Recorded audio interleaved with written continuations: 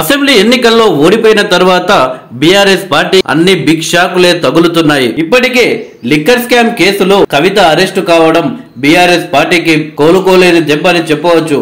మరోవైపేమో phone tapping ఆరోపణలను BRS నాయకులు ఎదుర్కొంటున్నారు. తాజాగా ఫోన్ ట్యాపింగ్ వ్యవహారం గురించి కేంద్ర మంత్రి కిషన్ రెడ్డి సంచలన వ్యాఖ్యలు చేశారు.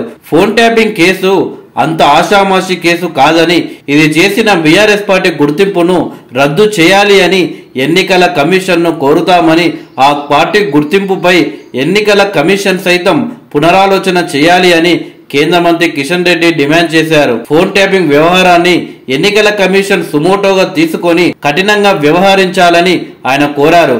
మీడియాతో మాట్లాడిన కిషన్ రెడ్డి ఫోన్ ట్యాపింగ్ వ్యవహారంలో భయంకరమైన అంశాలు బయటకు వస్తున్నాయని, కేసీఆర్ కుటుంబం బరి తెగించి వ్యక్తిగత స్వేచ్ఛను హరించేలా వ్యవహరించిందని ఆయన విమర్శలు చేశారు.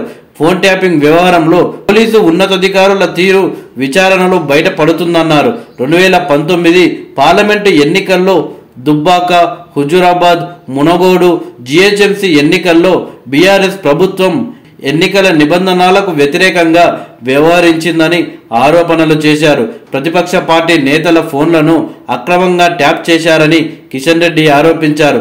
తమ పార్టీ నేతల ఫోన్లతో పాటు వ్యాపారవేత్తలు, సమాజంలో ప్రముఖుల ఫోన్లు సైతం ట్యాపింగ్ చేశారని మండిపడ్డాడు. ప్రైవేట్ వ్యక్తుల ఫోన్లు ట్యాప్ చేసి పెద్ద ఎత్తున డబ్బులు వసూలు చేశారని కేంద్ర మంత్రి కిషన్ రెడ్డి ఆరోపణలు చేశారు. ఫోన్ ట్యాపింగ్లో కేసీఆర్తో పాటు ఆయన కుటుంబ సభ్యుల ప్రమేయం ఉందని విమర్శలు చేశారు.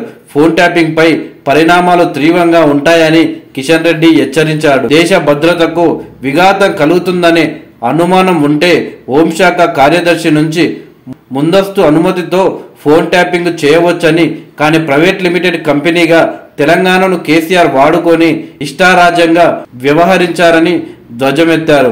ఫోన్ ట్యాపింగ్ కేసులో రాష్ట్ర గవర్నర్ జోక్యం చేసుకోవాలని, ఉన్నత స్థాయి విచారణకు ఆదేశించాలని కిషన్ రెడ్డి కోరారు.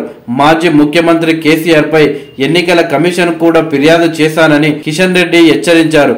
కేటీఆర్ ఇటీవల అక్కడక్కడ ఒకరో ఇద్దరు ఫోన్ ట్యాపింగ్ చేసి ఉండవచ్చని వ్యాఖ్యానించారని, నిన్నటికి నిన్న తనకేం సంబంధమని అంటున్నారని చురకలంటించాడు.